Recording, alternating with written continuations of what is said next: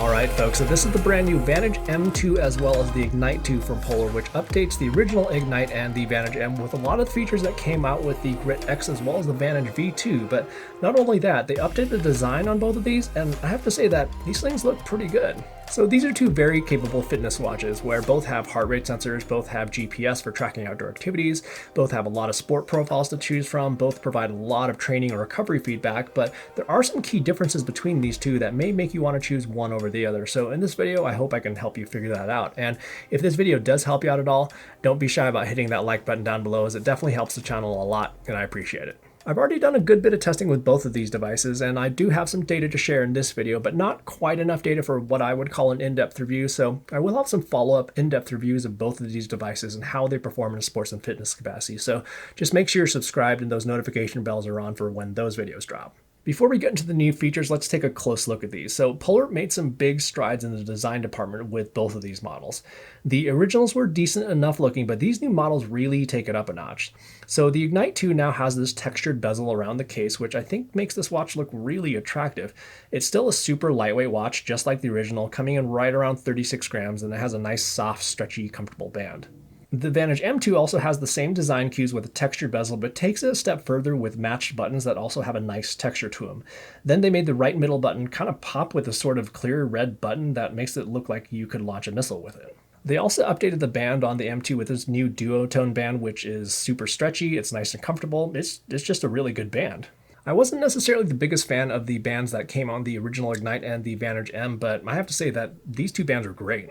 The Vantage M2 uses the same type of display as the original Vantage M, which is an always-on display that's very readable in direct sunlight, and then indoors you can enable a backlight, and it uses a 5-button configuration to get around the device, and it doesn't have a touchscreen. However, the Ignite 2 does have a touchscreen display along with one button to interact with the device, and it also has a super bright and crispy display that is really quite great to look at. But it isn't always on display though, like the Vantage M2, and it uses a raised wake gesture.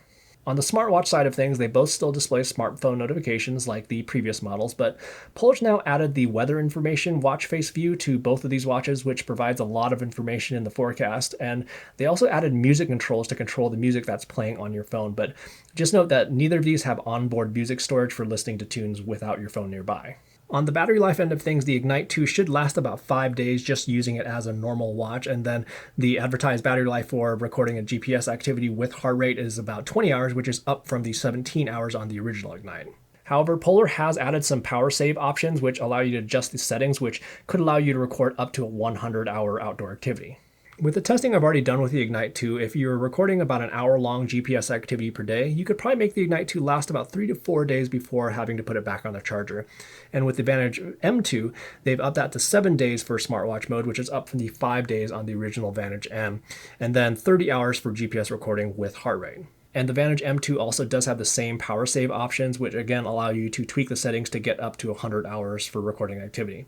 And with the Vantage M2, I think you could expect to get about 5 days out of it before having to place it back on the charger, again doing about an hour-long GPS activity per day. They both use Polar's Precision Prime heart rate sensor that uses a total of 9 LEDs in a green and red arrangement, which is a little bit different than the newer sensor that's found on the Vantage V2 with the red, orange, and single green LED. But even so, I've actually gotten some pretty decent results out of both of these, but hang tight for more information on that when we go over heart rate accuracy just in a bit. However, something that is new with both of these is that they now have what Polar calls an heart rate sensor mode, which can broadcast the heart rate collected on the watch via Bluetooth to a compatible device, such as an indoor cycling training platform like Zwift, or a compatible piece of gym equipment like a treadmill. On the fitness and wellness side of things, both the Ignite 2 and the Vantage M2 get the weekly training summary watch face view, which gives a nice visualization of the type of training that you've done so far in the week. And then you can dive in to see a summary of what you've done, like the time spent training, mileage, number of activities, total calories burned during training, time in different heart rate zones, the actual activity list, and then you can even see what you did last week as well as what's coming up if you set up a training plan. When you do dive into a specific activity, here's also where you can now see the energy sources that were being used during that workout. So if we scroll past the time and heart rate information, there's this section called energy used, which gives a breakdown of carbs, proteins, and fats that were theoretically being used during that workout. The Vantage M2 also gets the FuelWise smart fueling feature that allows you to set up smart alerts for both carbs as well as drink reminders during longer workouts. The carb reminders allow you to choose an intensity level as well as carbs per serving, and then gives a nice summary of that information, and the smart carbs work on activities over 90 minutes. And then you can also use drink reminders, and quite frankly, I think these are very beneficial, especially for somebody like me who tends to forget to rehydrate. Both of these still have Polar's FitSpark training guidance, which gives you workout suggestions based on your past training history as well as your recovery during sleep. For instance, on this day where I just got done with a few hard days of riding, it was suggested basically something easy.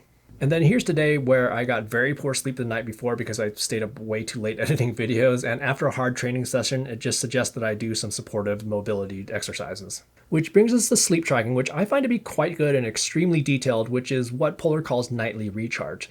The nightly recharge status is a combination of ANS charge, which is how well your autonomic nervous system recharged in the early portions of your sleep, as well as your overall sleep charge, which gives a super detailed breakdown of everything from sleep time, a 28-day average, sleep continuity, interruptions, sleep cycle, REM, deep sleep, light sleep. I'm actually not sure what they didn't include in here.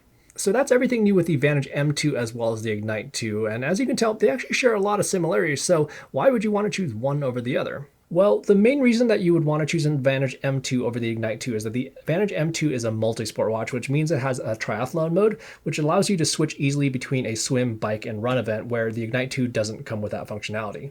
However, one thing that's interesting with the Ignite 2 is that it does come with an open water swimming mode, which is generally not found in a device around this price range. But another big difference between these two is that the Vantage M2 uses a 5-button configuration with a display that's optimized for longer battery life and great readability outdoors, but it isn't a touchscreen and isn't as vibrant as the Ignite 2. The display on the Ignite 2 is gorgeous. Seriously, it really pops, but it's not an always-on display, and a touchscreen can be more challenging to use in sports and fitness scenarios. For pricing, with the new updated design as well as all the new features, I think they're pretty compelling from a value standpoint. So the Ignite 2 runs $230, and then the Vantage M2 runs $299, and I think that's a pretty good deal for a multi-sport watch that has a lot of functionality that looks really good. So now let's take a quick peek at some tests for GPS and heart rate accuracy. So here's a run that I did with the Vantage M2, and the total distance lined up well. And then for the actual GPS tracks, it was on point and followed along pretty closely to an actual map, and actually even better than another device in this test.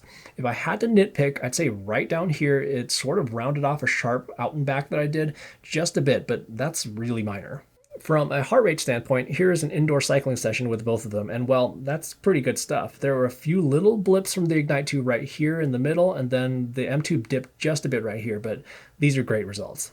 But for that run that we saw earlier, things weren't quite as accurate though from the M2, where it took a little bit to ramp up, had a dip right here, and then wandered a bit lower on some portions at the tail end of the run, with the average heart rate coming in just a smidge lower than the other sensors. However, I was a bit shocked by this mountain bike ride. So mountain biking is a notoriously hard activity for any wrist-based heart rate sensor to track accurately due to all the bouncing and jarring movement that happens on rougher terrain. And for mountain biking, this is a phenomenally good result for a wrist-based heart rate sensor, and this was on the Vantage M2. Sure, it had a few dips like here and here, but I usually see heart rate from almost all wrist-based sensors that are all over the place for mountain biking, and this was really good. And those are just a few examples, but I've got lots more data to share in the in-depth reviews of both of these, so make sure you're subscribed to get notifications when those videos drop. But so far, I really like the new features, I really like the new design, and I think they're pretty good from a value standpoint. Anyhow, if you liked the video, make sure to hit that like button down below. In the meantime, have fun out there, and we will see you in the next video.